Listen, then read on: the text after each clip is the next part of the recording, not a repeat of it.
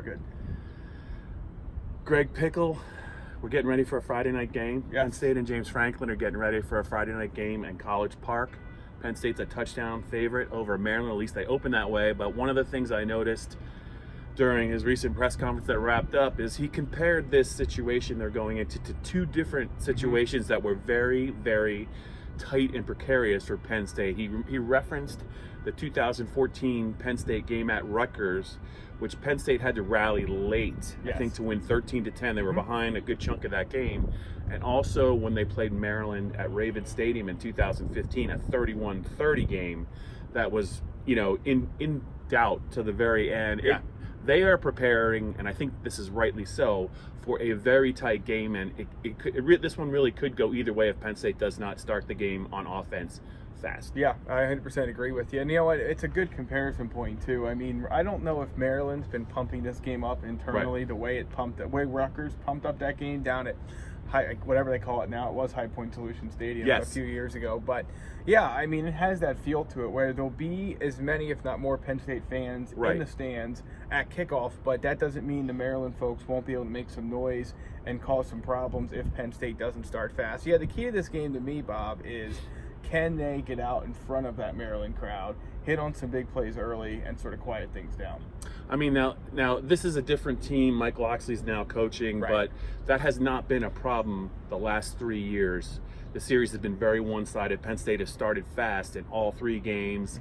2 years ago, they won 66, I think, to 3 down there. Yep. And they routed them in all three. I think this is a little bit of a different situation.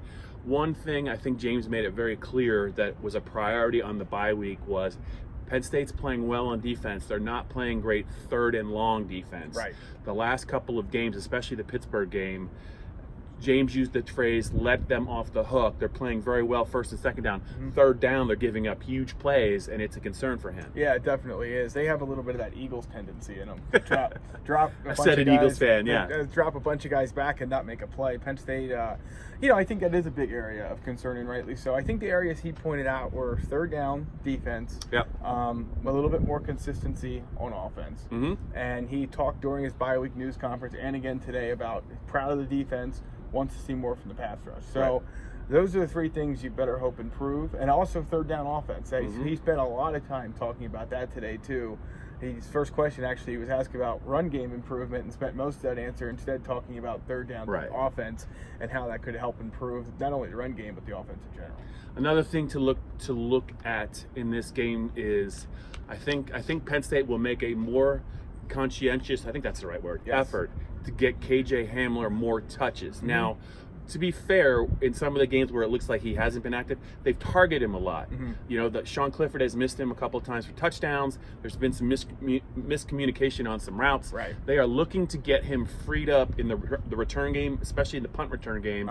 But I think he's going to become a bigger part of the offense, especially now that it's Big Ten season. Yeah, there was a drop or two involved in that as well. I think you'll see him more active and successful in the passing game. Bob, I don't know if teams are going to allow them to get him involved in the punt return game. In the kick return game, Penn State's taking opposing returners out of it with high punts, directional punts, and kickoffs through the end zone. I don't know if Maryland has a guy who can boom it through the end zone, but there's still things you can do that take the returner totally out of play, and teams have found a way to do that, and it's worked. Yeah, one final thing to note, it was brought up in the press conference. This is game 4.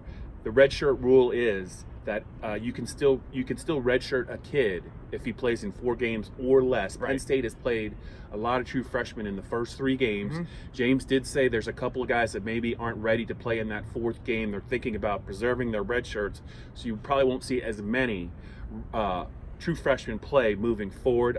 One guy to watch, though, I think, is Brandon Smith, the freshman linebacker outside. If you look at the depth chart, he's now kind of creeping up into maybe a second-team guy, an either-or with Charlie Katcher. I think, though, they definitely want to keep playing him. Yeah, no question. And the 2 freshman running backs, too. I mean, he is getting sick of answering that question. He is definitely James sick of Franklin it. does not want to have any more questions about whether they're going to play 4 running backs in a rotation. Journey Brown, Ricky Slade, Devin Ford, Noah Kane are all going to play until 1 or 2 of them separates themselves. You can make an argument that maybe 1 or 2 of those guys is close to doing that, but those are 2 guys, Brandon Smith for sure, that are going to play every game this year. Yeah, Penn State and Maryland, it has not been been a close game the last 3 meetings. I think this game shapes up to be a lot more, and the point spread reflects it. I think this is going to be probably a very close game.